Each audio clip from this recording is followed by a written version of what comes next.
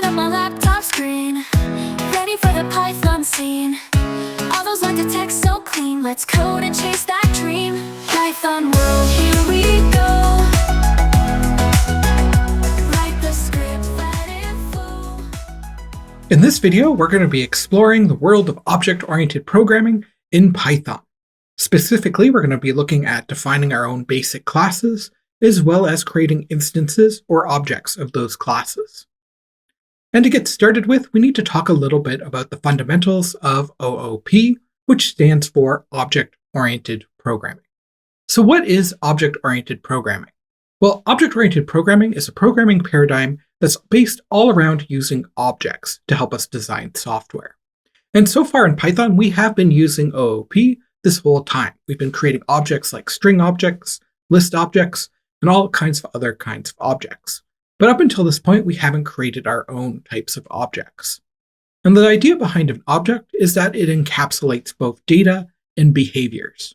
The different data attributes that it contains we call attributes, and the different behaviors an object can have we call methods.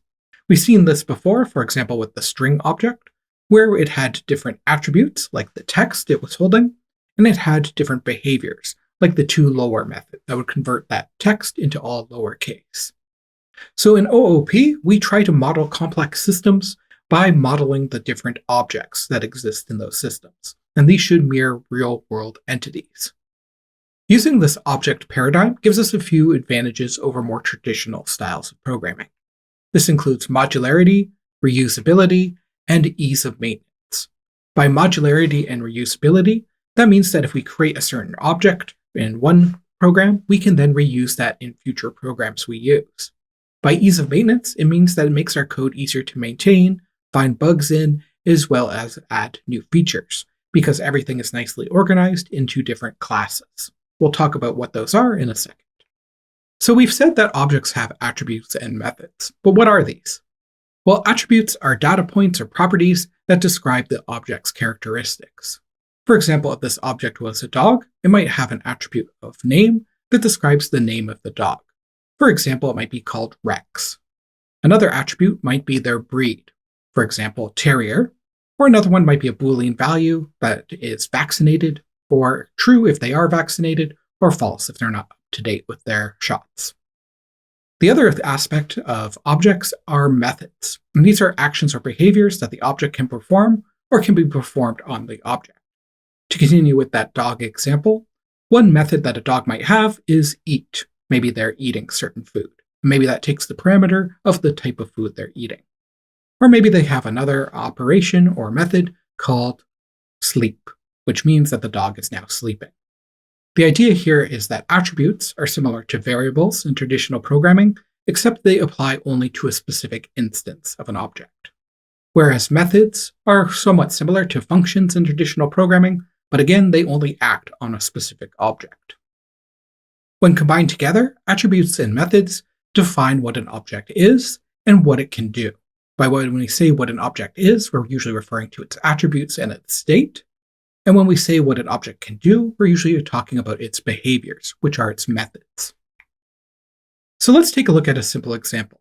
Now, in this case, we want to define some of the different data that we might collect about a specific book, as well as the different behaviors that book can do. So in terms of the different data or datum we might collect about a book, one might be its title, like Lord of the Rings. Another might be the author, like Tolkien. The number of pages in the book, like let's say 107. An ISBN number. Those are usually assigned to books to help track books. A genre, like fantasy. A retail price, like maybe $19.75. And a description, that little blurb on the back of the book. I'm sure we could think of many more different data points that we have about a book, like maybe a rating if there's user ratings, as well as the date it was published, the publisher, things like that. We could go on, but the point here is all of these are individual pieces of data that describe a specific book. We call these attributes. Now, what about the behaviors? Well, for a book, we could do things like open the book, close the book, we could bookmark a specific page, we could read so many pages in the book, and we could open to a specific page. Now, there are other operations or behaviors we could perform on this book. You could probably think of a lot more. But the idea here is each one of these sort of acts like a function or a block of code that we're running on the specific book. You can see some listed here have parameters that might add specific inputs to do this operation on the book. All of these different operations that the book can perform or we can perform on the book are called methods, and they represent the different behaviors of the book. Now, it's one important thing to point out here. What we've defined so far, all these attributes and all these methods, they're fairly abstract. This is an abstract representation. It doesn't really describe a specific book. It says things that books in general have. Books in general have a title, books in general have an author. It doesn't give a specific title like Lord of the Rings or a specific author like Tolkien. This abstract representation we call a class. And this is sort of like a template or a blueprint for an object that we haven't created yet. It doesn't tell us anything about a specific book, but it tells us about what kind of attributes and methods books in general have. This is useful because we can then use this to create book objects that describe specific books. Let's take a look at an example. So here we have two specific descriptions of books. We have one that describes The Color of Magic by Terry Pratchett, and we also have one that describes the book 1984 by George Orwell. Both of these would be instances of the book class, and we'd also call these objects. They sort of fill in the details, and we could build as many of these book objects based on the book class just by assigning them different attributes. So to summarize, classes are a blueprint or a template for creating an object, and they define specific attributes and methods that each object of that class is going to contain. But they don't provide specific details on individual objects. They don't include the book title, they just say that books have titles. Next are objects, and these are an instance of a class, and they contain the actual data that belongs to that object, the specific state or description of that object. For example, if we start filling in details like saying title is Lord of the Rings, author is Tolkien, genre is fantasy, then we are describing a specific object, and we do that by creating an instance of the class. So we can say that classes define the structure and behavior shared by all instances of a class or all objects of that class. Let's try a little bit of an activity. And what we want to do is define a dog class. We don't have to actually write this in Python at all. We just want to come up with a list of the different attributes and methods that a dog class might have. So keep in mind we want this to be abstract. This shouldn't specify a specific dog, like it shouldn't say the dog's name is Rex or Lassie or something like that. It should be more generic, like all dogs have a name, or maybe all dogs have a breed. So I want you to take a few minutes and think a bit about a dog. What sort of attributes does a dog have in general, and what sort of methods or behaviors that a dog can do? And these should be abstract in that they apply to all dogs, not a specific dog. So I'm going to put a timer up, give it some thought, write down your answer, and unpause when you think you're ready, and we'll take up some answers. Lines of code on screen again.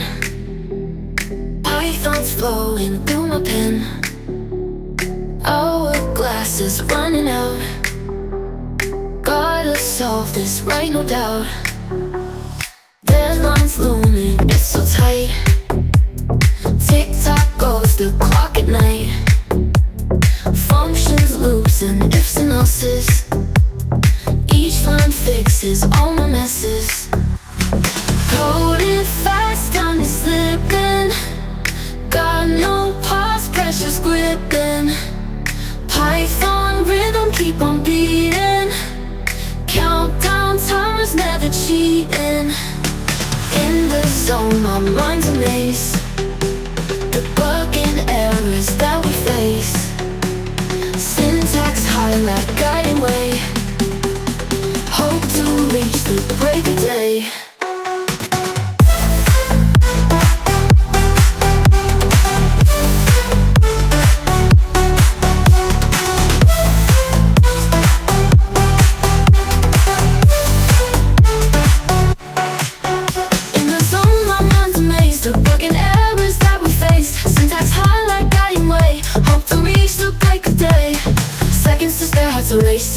Pulling through each iteration, a variable dreams never ending. Python logic with. And we're back. Hopefully you had a chance to think of all the different attributes and methods that apply to dogs in general. I've already given you two here, name and breed for attributes. But what other attributes could they have? Well, maybe something like age, the current age of the dog, the current weight of the dog, or if they're currently vaccinated or not, maybe true if they are up to date with their vaccinations, and false otherwise. These last three would be very important if this was, for example, an information system for a veterinary office. We also might track something like the owner of the dog, which might just be a string that has the owner's name, or it could be something more complex that refers to another object or something like that. Now, I'm sure you could come up with many more, but the important thing here is all of these are abstract. They apply to all dogs in general and not a specific dog. We're not saying like name is Gaspo or something like that, or their breed is terrier. We're just saying in general, all dogs have a name, a breed, an age, a weight, and so on. Now, the second part is the methods. These are the different behaviors of the dog, or things we can do to the dog. This is a little bit more complex, but let's go through some. So maybe the dog can bark. They could eat food, and here we're giving a parameter, which is what food item they're eating. They can play, maybe with a toy or something like that. They can sleep for a certain length of time. They can go for a walk, and they can be pet, and they could be vaccinated with a specific vaccine. So all of these are different behaviors that apply to dogs in general, not a specific dog. So in general, most dogs can bark, eat, play, sleep, walk, pet, and be vaccinated. I'm sure you could come up with other methods as well, but this is a good starting point. Now remember, all of these put together make up our class. The different attributes and methods make a template that describe dogs in general, but they don't describe a specific dog. To describe a specific dog, we would make an instance of this class. Here we have two examples of different possible instances of this dog class. Remember, these instances are objects that actually fill in all these attributes to describe a specific dog. So here we have two fictional dogs, K9, like from Doctor Who, and Gaspo. And he is a terrier, age 10, weight 5.7, while K9 is a tin dog, age 2,976, weigh 56 pounds, and they are vaccinated. And they both have current owners set. So these would be objects, whereas that template we just made would be a class. So all that sounds great, but how do we do this in Python? How do we define our own classes in the Python programming language? Well, to get started with, we need to know about the class keyword. And we use the class keyword when we want to define our own class, not one that's already built into Python. And the way this works is we use the class keyword followed by the class name to define a class. Then indented one level under that is going to be the class's body. And this is going to contain all the different method definitions and class level attribute definitions that make up our class. So here we have a very minimal example. And this is for a book class named book. And under that, we would have all the definitions for this class. Right now, we just have comments. So here we have the class keyword followed by the word book. That means that this class is going to be called book. You may notice that this name starts with a capital B, which is a bit different than the naming conventions we've seen so far. For variables and functions, we know that PEP8, the style guide for Python, says they should use snake case. But PEP8 has something different to say about class names. For class names, by convention, they should use Pascal case, which is also called upper camel case. This means that all words are going to be joined together without underscores, and each new word starts with a new capital. For example, shopping cart would be merged together, and the S and the C would be capitals. Same thing with student records, but with S and R, and book library with B and L. So how do we define those different methods that are part of a class? Well, the methods that are part of a class, at least the ones that we're going to be covering in this video, are instance methods. Instance methods are functions defined inside of a class that operate on a specific instance of that class, which we call an object. That means they can do things like manipulate the object's attributes, return the value of an attribute, or perform some other function that's related to the attributes of an object. And the way we do this is fairly straightforward. It's just like defining a function in Python that we've seen before, except it's in the body of a class. The other thing we need is the self keyword to be the first parameter of that function. We'll get more into what the self keyword is in 1 second, but first let's take a look at an example. So in the example we can see here, we're continuing on with that book class, and now we're defining two methods, the bookmark page method and the current page method. These are defined just like functions that we've seen in the past, except there's two differences. The first one is that self keyword that we'll be getting into in a bit. That's always the first parameter in the list of parameters. And we also indent it one level under the book header. So in this case, we have class book, which is the header for the class. All of these methods have to be indented under that so that they are represented as being in the body of the class. This indentation tells Python that these methods belong to the class, and they're not just functions that exist outside of the class. Similarly, when we start adding code for these different methods, they'll be indented an extra level so they are underneath the method headers for each one of these. To summarize, all methods and class attributes must be indented in the body of the class block to let Python know that these are part of that class. The other thing we should mention before we talk about the self keyword is how we name these different methods. So we should use the same naming scheme that we did for functions. PEP 8 tells us that by convention, method names are written in snake case, which are all lowercase letters with words separated by underscores. So some other examples would be calculate underscore total, send underscore email underscore notification, and check underscore user underscore permission. So what is that self keyword? Let's get into that. Well, the self keyword refers to the current instance of the class and is used to access the attributes and methods of the current instance of the class. So that might sound a little bit confusing, but remember how classes are a template. And then from that template, we make objects, instances of the class. Self refers to the current instance. So that allows us to access the current value of certain attributes for a given class. So when we're defining methods, it has to be the first parameter in the instant method definition. It doesn't matter how many parameters the method is taking. If it's taking 0, if it's taking 100, self should always be first if it is an instance method. So even if we have no parameters that the method takes in, we should still list self first, because this is going to allow us to access the different methods and attributes of that specific instance of the class, that specific object. So it really helps us distinguish between instance attributes and local variables within a method. Local variables would be variables just like local function variables that are local only to that method, can't be accessed outside of it, whereas instance attributes are available to any method in that class, as well as outside of the class in some cases. So that might sound a little bit confusing, but don't worry, we'll see an example of the self keyword in a few slides that will hopefully make things more clear.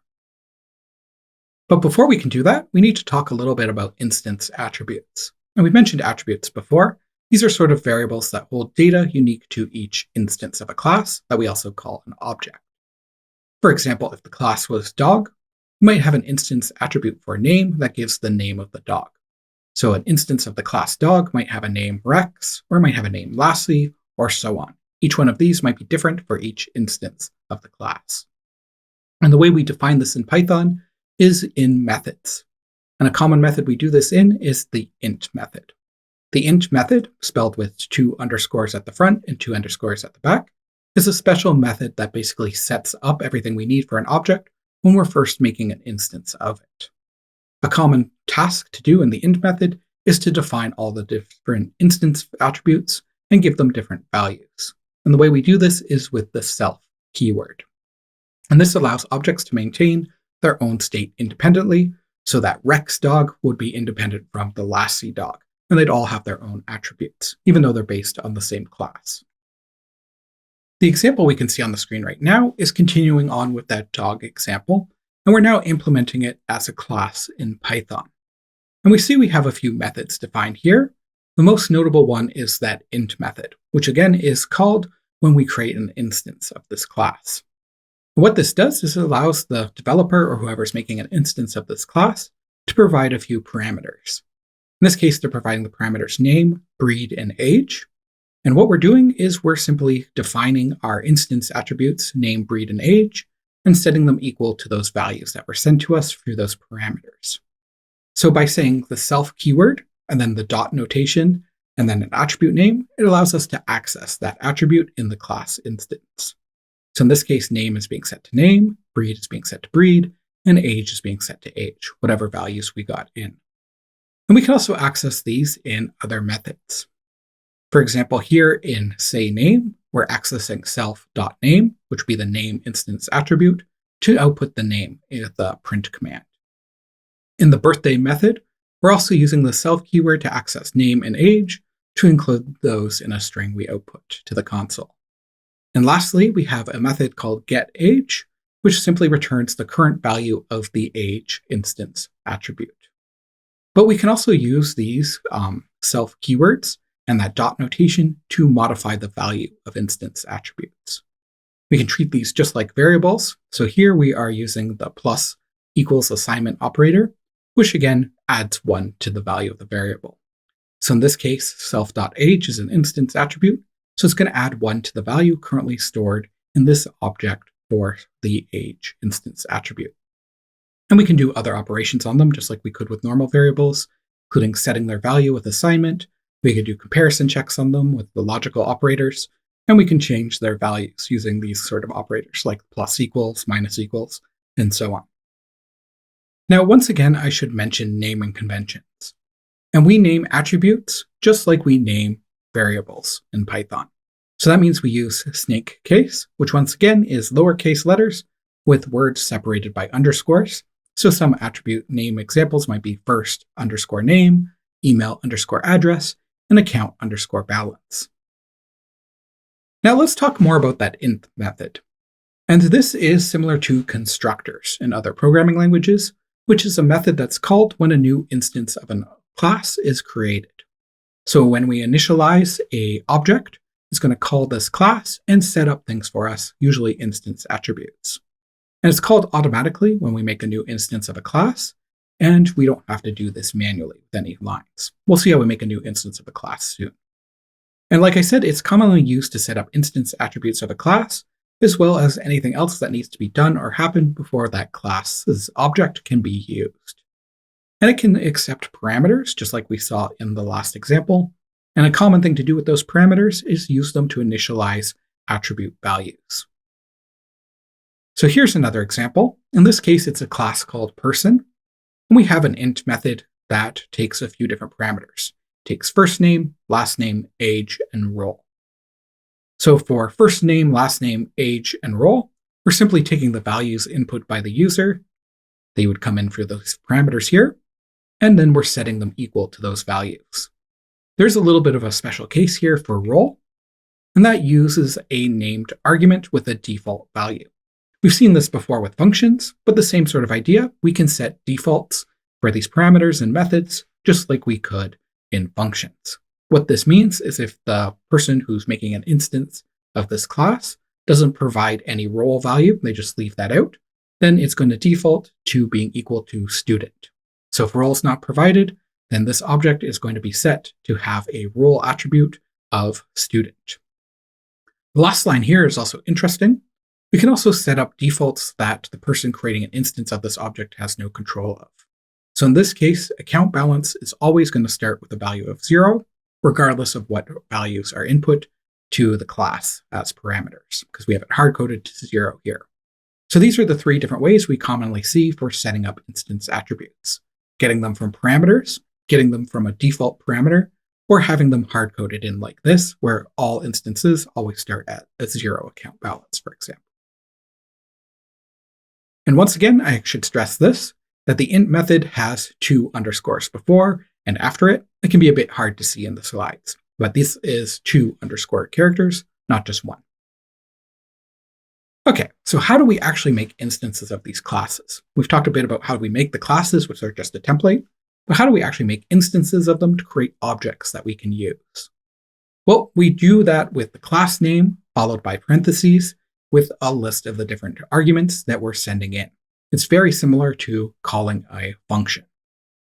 And the syntax will look something like this. So object name would be some variable name where we're going to store a reference to that object that we're creating. And then we have class name. So if it was the dog example, it would be dog. If it was the book example, it would be book. If it was the person example, it would be person. And then we have a list of arguments. And these would match the arguments that the int method requires. So if the int method doesn't take any arguments, we'd leave it blank. If it takes multiple arguments, we'd have to give any that are required.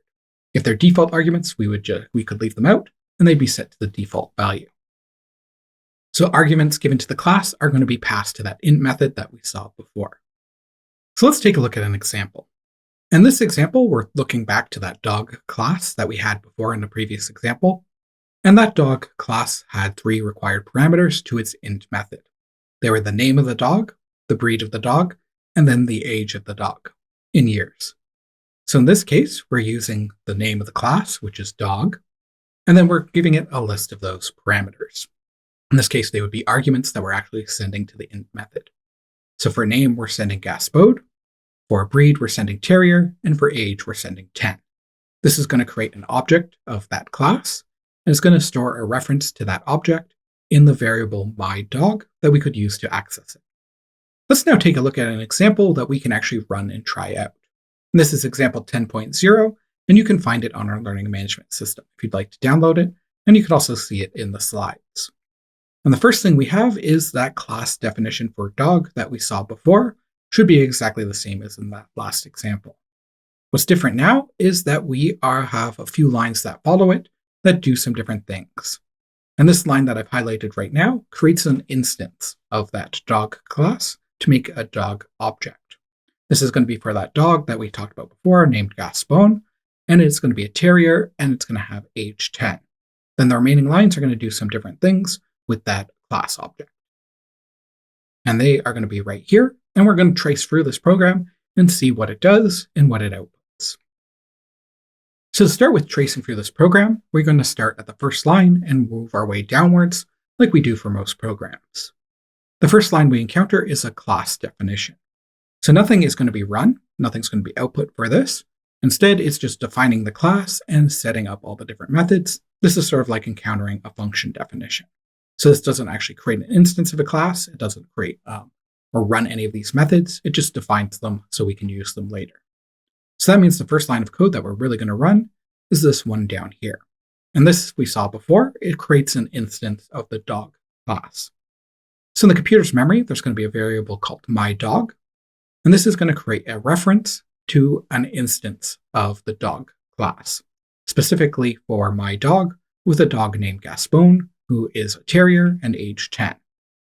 So the way this works is when we create a new instance of a class, it's going to call the int method. So we're going to start up here, and the values that we're sending are Gaspone for name, terrier for breed, and 10 for age. We're then going to enter this method, and we're going to start setting up some attributes. These are instance attributes, so they're only specific to this specific dog that's referenced by the myDog variable. So we're setting the name, we're setting the breed, and we're setting the age. So it's going to remember all of these instance attributes for this specific instance of the dog. Once that's done, we continue where we called the class from, and then we move on to the next line. The next line here is printing out myDog's age is, and then the value of calling the getAge method. So you'll notice the dot notation here. It's myDog dot, and then a method name. We've seen this before for other built-in objects like string dot lower. So in this case, it's the exact same, except we've defined our own method now. So it's going to call the method just like it was a function. So we're going to go up here, and we're going to call the method, and that means we're going to run this method. You'll notice that in this case, we didn't provide any parameters. And that's because if we look at getAge, it doesn't take any parameters than self. We don't have to provide it with the value of self. That's always going to be a reference to the current object. So self would be equal to myDog in this case. It would also point at the myDog object in the computer's memory. And this is how we access the different attributes. So in this case, the only line of code is to return the current value stored in the age attribute. This is going to be equal to 10. So this method is going to return the value 10. So we jump back down.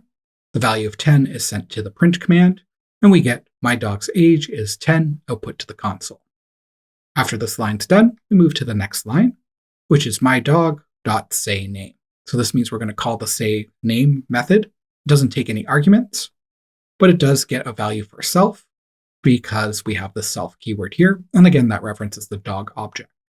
So when we get to the next line, which is the only line here, it's going to use the self keyword to access the name attribute.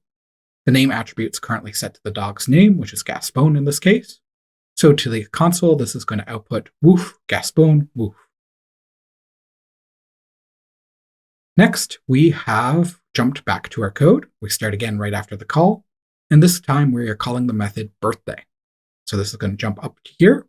We're starting the birthday method. Self is going to be equal to a reference to the myDog object. Now we're going to use the self keyword to update the value of the age attribute to have one more than it currently does. So currently it's equal to 10. This would update it to 11. Then on the next line, we're going to print out the name of the dog. You are now that age. Good boy. And this does output that to the console. We get Gaspone. You are now 11. Good boy. Then, since the method's done, we jump back and we're going to run the last line. This last line is going to call that getAge method, and it's going to say that my dog is now the current age. So we call the getAge method, and it returns the current value of age, the current instance variable, or instance attribute rather, age, and then it sends that to the print command. So in this case, we get my dog's age is now 11, because we updated it in that birthday method to add 1 to it.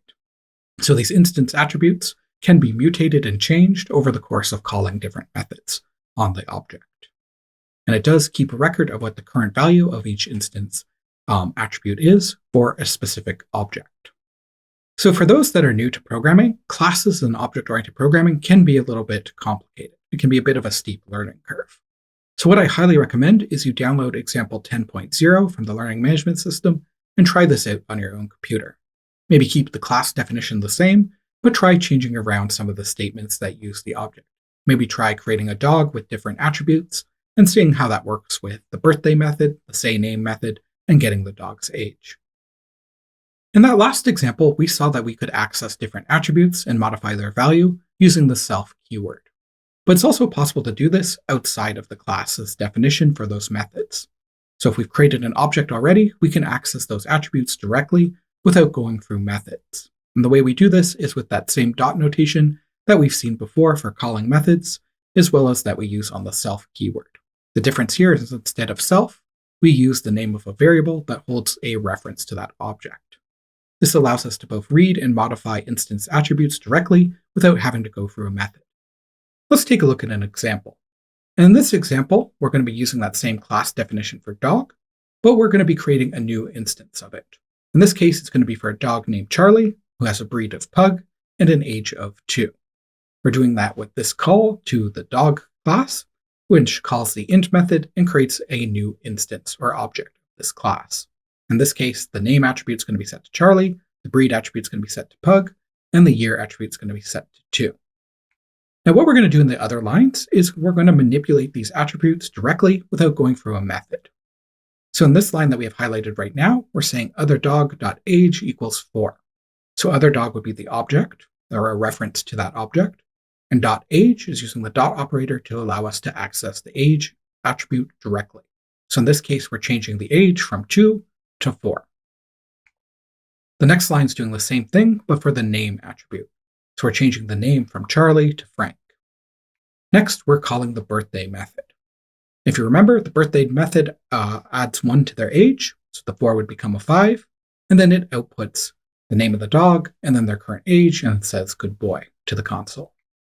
So in this case, we get Frank and 5. We get Frank because we updated Charlie to Frank on the line before it by setting the value of name directly. And we get a 5 instead of a 4 or a 2 because we set the age to 4, and the birthday method adds 1 to that before printing it out. So in this case, a 4 became a 5. Now, on the last line here, we're using the print method to output the breed is, and then we're accessing an attribute directly. So we can do things other than just modify the attribute outside of the object. We can also access the value currently stored in that attribute. So in this case, we're going to be accessing the value of the attribute breed. And what we get is the breed is pug. So pug is coming from this call, or access to the breed attribute. And since we didn't change pug at all, it's still equal to pug. So we get the breed is pug. So this sort of leads us into a discussion on encapsulation. If you recall from the beginning of the lecture, we said one advantage of object-oriented programming was having modularity or encapsulation. And what this means is that we're bundling data, what we might call attributes, and methods inside a class or an object, and doing this sort of protects its internal state. To use, for example, that dog class or an instance of that dog class, we don't have to understand how the dog class works. We only need to understand what methods are available and what interfaces they provide. By interfaces, I mean what sort of methods they have and the parameters they take, as well as what they do and the value they return. So we don't need to actually know all the different lines of code or what that code's doing. We just need to know that the birthdate method exists and it increases the age of the dog and outputs that message. As long as we know that, we can use that birthdate method without understanding any of the internal details. So this sort of encapsulation really helps to promote modularity, and it sort of hides or abstracts complexity away from the user of the class. In real life, we often write code for other people to use, and that's one of the great advantages of classes. It provides that reusability, so after we've solved this problem, we can share that class with others, and then they can use it to solve their problem as well. So this really encourages interaction through objects, through methods, rather than direct attribute access, as we just saw. So this leads to a few best practices. So we should not access or modify directly from outside of the class, that is, attributes. So calling methods is usually great, but if we're starting to access attributes directly, not through a method, that can start to lead to some bad programming practices. That can lead to side effects and really inconsistent code that's hard to read and hard to debug. So we want to use methods to set and get the values of attributes. In some cases, we don't really have anything complex going on, like maybe we just want the age of the dog. So instead of accessing that directly, we can add what's called a getter, or a setter if we want to set the value. These are sometimes also referred to accessors and mutator methods, and basically their only job is to set the value of an attribute, like a setter, or to retrieve the value of an attribute, which would be a getter. These are usually fairly simple methods that just return the value of an attribute or just set the value of an attribute. Now, why would we want to do this? Well, it allows us to also tack on extra code if we need to. And this could be things like validation. Before we set an attribute, maybe check that it's a valid value.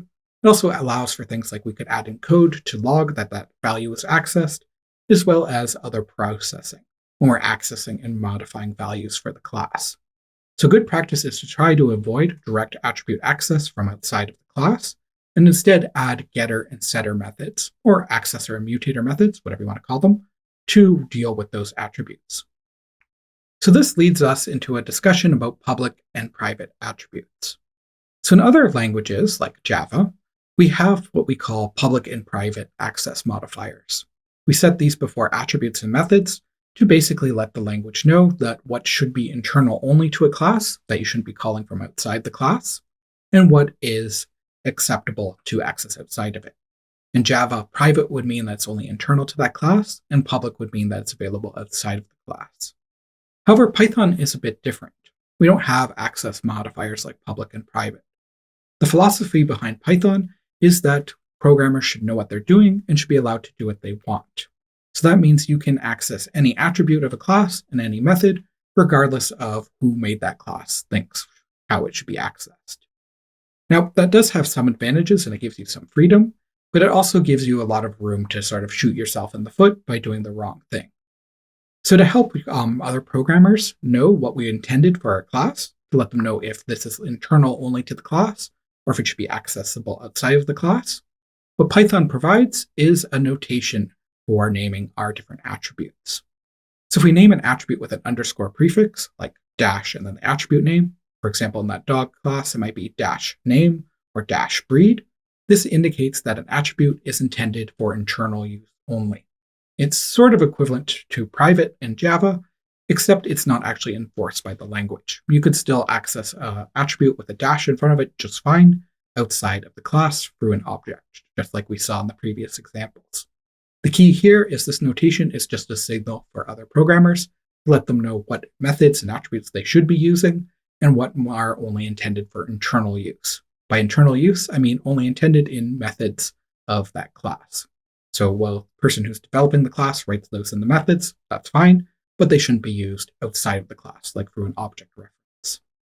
Let's take a look at an example. So in this case, we updated the dog example, and we've now set name and age to have that underscore in front of it. This should signal to people who are using this class that name and age shouldn't be accessed directly through the object. They should only be accessed through a method like getAge to get the value of the age.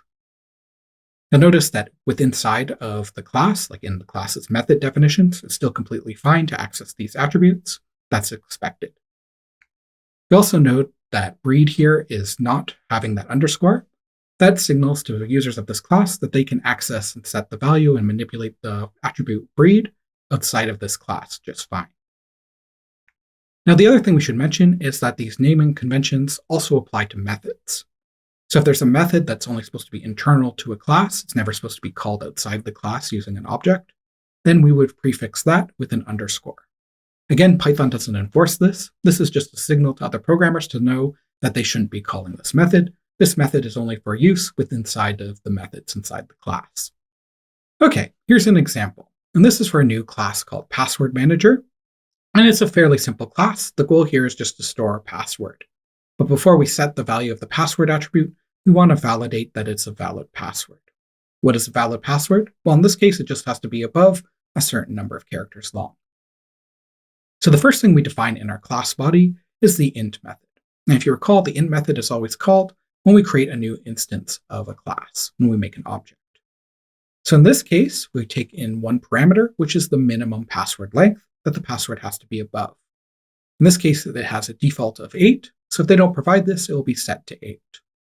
The other thing we're doing is we're setting the password attribute to none. This is because we don't start with the password set. It has to be set using the set method. So none is sort of like a placeholder to let us know that a password hasn't been set yet. You'll also notice that both password and min password length, the attributes for this class, start with an underscore. That's a signal to other programmers to tell them that they shouldn't be accessing these directly. It would be wrong to, for example, create an object of PasswordManager and then try to use underscore password equals something to set the password. Rather, to set the password, they should use the set password method. The reason for this is the set password method does things other than just setting the attribute equal to something. It also validates that the password is valid based on this length rule. So let's take a look at the set password method. This takes a single parameter, which is password. What it does is it first tries to validate the password is valid, and it does that with the validation method that we'll get to next. If it's valid, it sets the attribute equal to the password it was given, and it outputs password set successfully. If the password isn't valid, then it outputs a message that the password must be at least, and then a certain length of characters long. The last method is the validation method, or validate rather. What this does is it takes a password and it returns true or false if this password is valid, based on its length. So if it's greater than the minimum length, it's going to return true. If it's under the minimum length, it's going to return false. But notice that we use the underscore notation here. So it's underscore validate. This is a signal to other programmers that they should never be calling this method directly. This method is only for internal use in this class. This is common when we have sort of utility methods that do tasks for us that we might do multiple times in other methods, but we don't really intend for these to be part of the class, not something that people are going to use externally. So I should also mention that we can call methods from other methods inside of a class. In this example that we have highlighted in red right now, we are calling the validate method from the set password method. We can call a method by using the self keyword. In this case, it's self._validate. And that means we're going to call the validate method, and we're going to pass along that argument password that was sent to set password. Now it's important to note that two things are actually sent here. Because we're using the self keyword, it's also sending along a reference to the current object. That's stored in self, and that means we can still access the different attributes and methods in the current object using the self keyword. The other thing we're passing along is that password attribute, which stores the password that was sent to the set password method. So this calls validate. It checks the password. If it's greater than the minimum length stored in the object, then it returns true. Otherwise, it's going to return false. So how do we actually use this password manager? Well, in this case, we have setting up a variable called Gmail password. We're setting that equal to calling password manager. Remember, calling the class name like this calls the int method and creates a new object of this class, a new instance of the class. In this case, we don't provide any parameters, which is fine because they have a default value. So min password has a default value of 8. So in this case, we're going to create an object of password manager with a min password length of 8. On the next line, we try to set the password using the set password method. In this case, this is a really long password, so it's far over 8. So in the console, we get the message, password set successfully.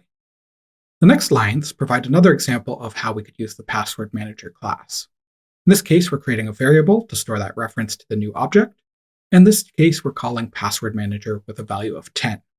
This sets min password length to 10, and this is important because it's going to change how that validate method works.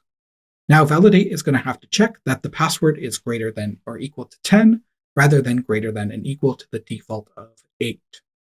So when we call set password on the next line and provide it the password too short, which is 8 characters, which would normally pass, it's going to fail because it's not 10 characters long. So to the output window, we're going to get password must be at least 10 characters in this case, instead of saying the password was set successfully. So again, I recommend trying this out. Remember, you can still access things like the validate method outside of the class. The underscore is a suggestion, a very strong suggestion, that you shouldn't. The other thing we should discuss is that each class can have multiple instances or objects of that class. So we can create as many objects of a class as we want, as many as the computer's memory can hold. And each time we create an object or an instance of that class, it's going to have its own set of instance attributes that aren't tied to another class or another object. So each object is going to operate independently, so changes to the instance attributes of one aren't going to affect another object of the same class. Let's now take a look at an example of where we create multiple instances of a class, manipulate them a little bit, and then print out the result. In this example, we're going to be using that dog class again, except now we're adding 2 new methods. And this is a getter and a setter for the name attribute. Remember, we updated name to have that underscore in front of it, which means that we shouldn't access this directly from outside of the class or the object. So the way we're going to access name now is through getName and setName. These will allow us to set the value of the name attribute as well as get the value of the name attribute. The remainder of this code is going to be creating 3 different dogs, each one a new instance of the dog class, manipulating them a bit, and then printing the result. And for this one, we're going to explore it in PyCharm. So let's switch over there now. Okay, we're in PyCharm, and we have example 10.2 loaded up. And this is using that dog class that we've already gone through. The only difference is it now has a setName and a getName method. GetName just returns the current value of the name attribute, and the setName just gives it a value. It will set it to whatever we say. Pretty straightforward. What we really want to concentrate on are these lines down here, which actually use this class and make multiple instances of it. And the debugger works just fine for object-oriented programming and classes, so we're going to use that to sort of explore this example. So I've set a breakpoint here on line 32, and we're going to run this in debug mode and see how it works. Okay, I've run the debugger, and we've paused right before we've run this line. So this is going to call the class, and it's going to create a new instance of the class, which is an object. It's going to do that by calling this int method. So let's step into that. And you can see we've jumped up to the int method, and the int method is being given the arguments for age, Labrador Retriever for breed, and for name, it's getting Rover. But notice we can also now access the self object. What the self object is a reference to the object that we're currently creating. And you'll notice that it will divide it into protected attributes. Those are those that start with a dash, and normal attributes, which don't start with a dash. So far we have nothing because we haven't run any lines yet. So after we run this line, it sets the name value to the name parameter, or the value of the name parameter. And we can see that we now have a protected attribute named name, and it's set to Rover. We can keep going, and we can see that we now have an unprotected attribute named breed, because it didn't have the dash, and it's set to Labrador Retriever. And we just jumped out. So it set the last attribute to age, and we jumped out. And you can see in our list of variables, we now have dog1. So what we did here is we created a variable named dog1, and it is storing the reference to that object we created. That's what all these funny numbers are here. Those are where in this computer's memory this object resides. And we can expand this to actually get information about it in the list of protected attributes as well as unprotected attributes. So we have age and name and breed, all stored in dog1. Now the next line is going to make a new instance of the dog class, and we're going to store that in dog2. So again, it's going to use the int method. It's going to set those values. And when we jump back out, you can see there's a second variable named dog2. And you can see this number over here is different. They're pointing at different objects.